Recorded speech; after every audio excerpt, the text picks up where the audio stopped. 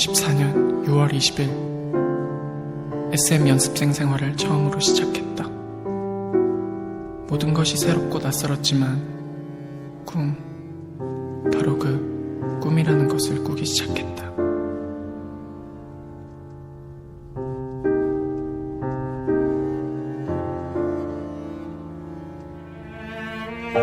日本から始まった僕の夢はまだ遠く感じる。でも僕たちと一緒に少しずつ近づいているように思える。君も今頃は僕の夢を見ることができるかな。